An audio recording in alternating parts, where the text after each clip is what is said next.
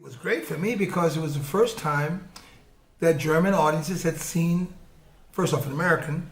Oh, Billy Moe was then, singing his songs, and Bill Ramsey was around, Goose Bacchus, those are names you would know, but they were American stars over here, but they were doing Schlager and they were doing funny movies, and I got into this political satire thing and joined this ensemble in Stuttgart, the Stuttgart Renaissance and since it's political satire, politisch-literarische Satire, we talked about, of course, political, social problems, and as a black American, it added in, really color to the program. And then going to Berlin and being with the Stachelschweine and learning, standing on stage or meeting people like Wolfgang Grüne or Wolfgang Neuss, these were legends. I had a chance to experience this country like I'm sure no other GI or very, very few, if they ever existed, had. Because I learned the language real quick, and I was nosy. I was inquisitive, and I keep telling folks too, that's the way to be. You have to be nosy. You have to be. I want to know. I want to know.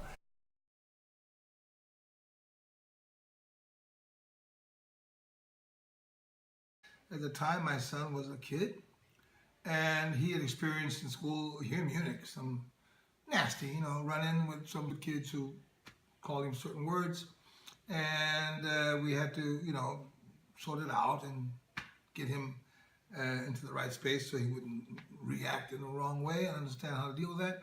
And on top of that, being an actor, I was doing roles, lucky enough, that had to do with this theme. I was playing Martin Luther King Jr.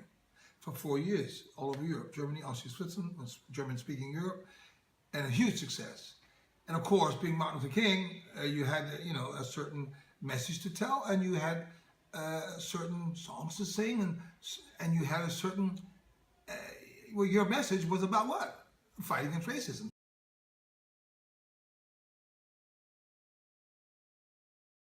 I did my first tour for schools, and then I started getting these calls from different schools. Come to our school in the north, we're all over Germany. In the east, I was in the former DDR also. But the thing was, I noticed how these kids wanted to know. They never had a chance to talk about these things.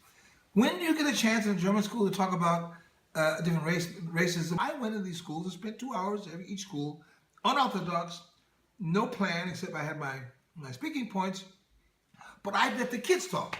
I had 3 microphones, you talk. So we would get into these conversations so that I would make these kids start to think about what they were saying, whether it was right or. And I keep telling these kids, everywhere I go, be inquisitive, be nosy, ask questions, go to their houses, go watch television, go to a Turk's home and sit in his living room and watch a football game. No, not with your German friends. You go and check him out and find out why he's the way he is. Why does he eat what he eats? Why is he dressed the way he is? And if you can do that, you'll learn pretty quickly he's a human being just like you. He's just a different skin color, different religion, but he's actually a human being that wants to make it.